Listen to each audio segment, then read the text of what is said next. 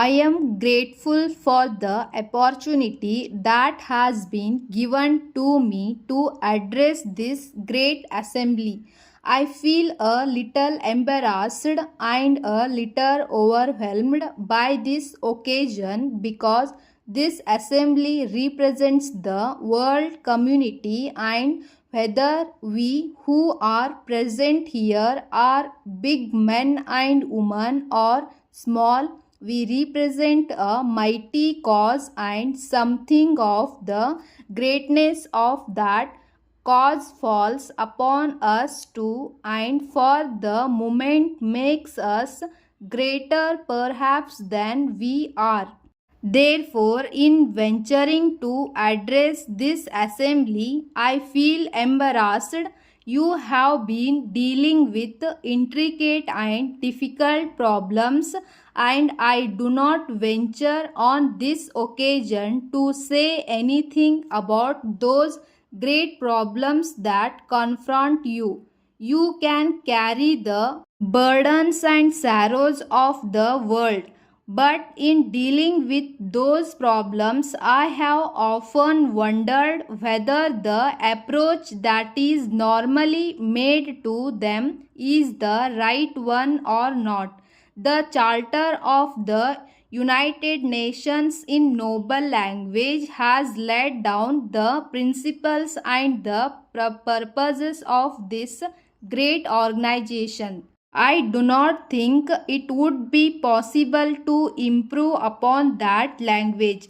The objectives are clear, your aim is clear. Yet, in looking at the aim, we lose ourselves often in small matters and forget the main objective that we were looking at. Sometimes it seems that the objective itself gets a little clouded and lesser objectives are before us. I come from a country which, after a long peaceful struggle, attained her freedom and her independence.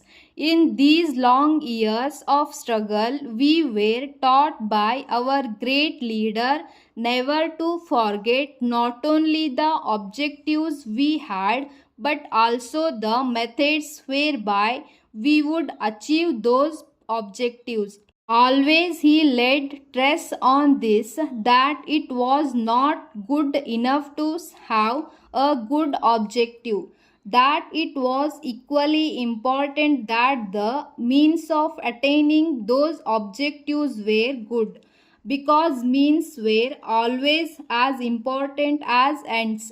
You will permit me to repeat here because I am convinced that however good the ends, the larger ends of the United Nations or the lesser objectives which are we may from time to time have before us, either as individual nations or as groups of nations, it is important that we should remember that the best objectives may not be reached if your eyes are bloodshot and our minds clouded with passion. Therefore, for a while it becomes essential for us to think more of how we are going things than what we are aiming at, even though we should never forget what we are aiming at. It becomes necessary for us always to remember the principles and the purposes of which this great assembly was formed.